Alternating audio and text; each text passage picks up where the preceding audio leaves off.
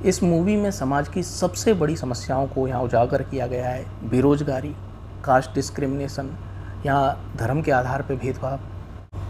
जब भी कोई बेहतरीन मूवी आती है, बॉलीवुड से हो या साउथ से या हॉलीवुड से, या कोई बेहतरीन सीरियल ड्रामा आता है, तो मैं उस पर वीडियो ज़रूर बनाता हूँ, जिससे आपका ज्ञानवर्धन हो, आपको बहुत अच्छी जानकारी उसे देखकर मिले।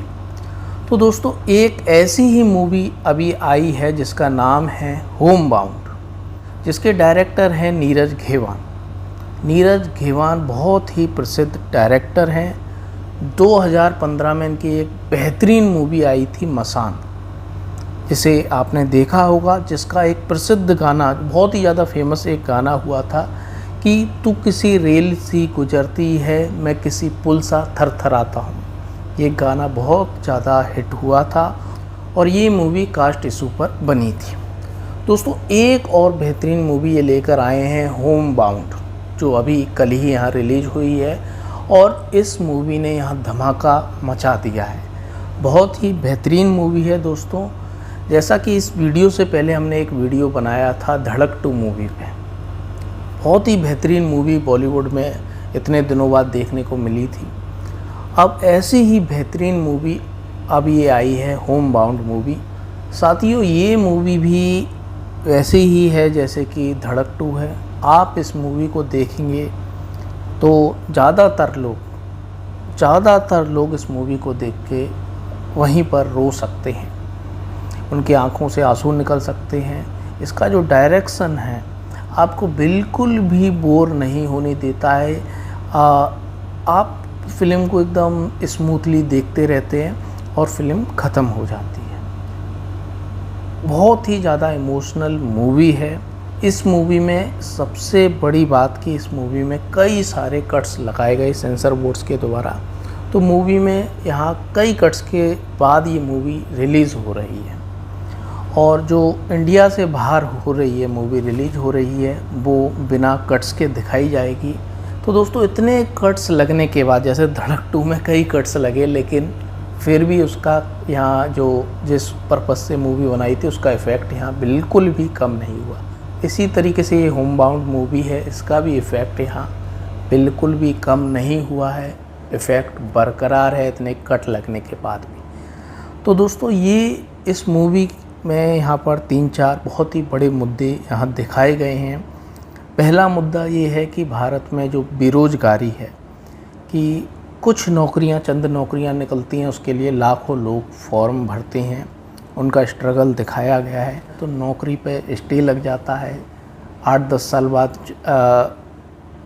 साल बाद यहाँ पर उसका रिज़ल्ट आता है, और कभी कभार तो रिज़ल्ट तब आता है जब जिस व्यक्ति ने ये अप्लाई किया होता है वो व्यक्ति मर जाता है। तो दोस्तों, ये बहुत ही बड़ा बेरोज़गारी का मुद्दा, भारत की समस्या जो है उसको यहाँ पर उठाया गया है। समाज में किस तरीके से मुसलमान लोगों के साथ और दलित लोगों के साथ भेदभाव होता है, उसे यहाँ पर स्पष्ट तौर पर दिखाया गया है।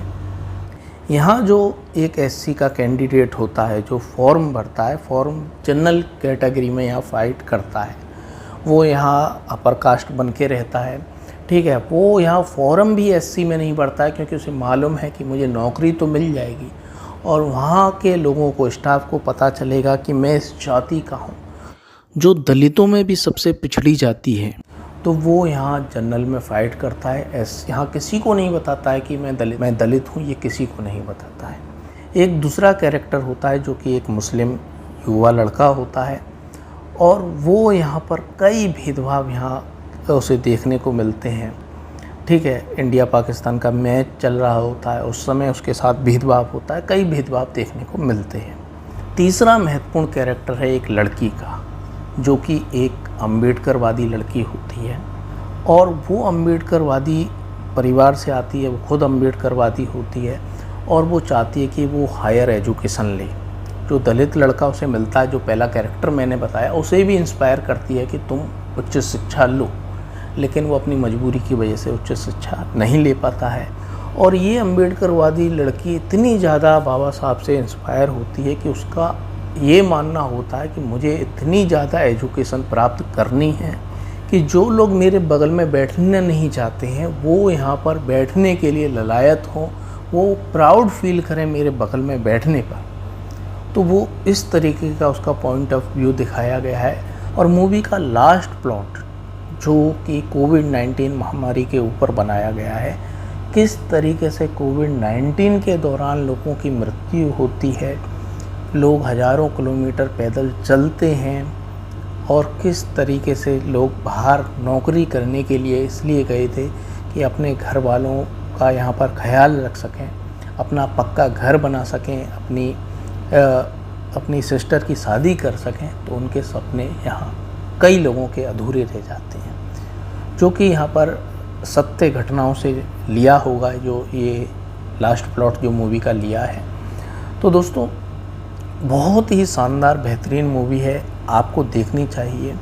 इस मूवी में समाज की सबसे बड़ी समस्याओं को यहाँ उजागर किया गया है। बेरोजगारी, कास्ट डिस्क्रिमिनेशन, यहाँ धर्म के आधार पर भेदभाव, तो ये सब समस्याएं दिखाई गई हैं। और कोविड-19 के दौरान लोग किस तरीके से भेदभाव कर रहे थे, यहाँ तक कि लोगों को पानी तक नहीं पीने को दे रहे थे, उनके पास नहीं जा रहे थे कि कहीं उनको यहाँ कोरोना ना हो जाए। तो ये बहुत ही ज़्यादा इतना गहराई से चित्रण किया गया है कि आपको यहाँ इस मूवी को देखते हुए 100% रोना आ जाएगा।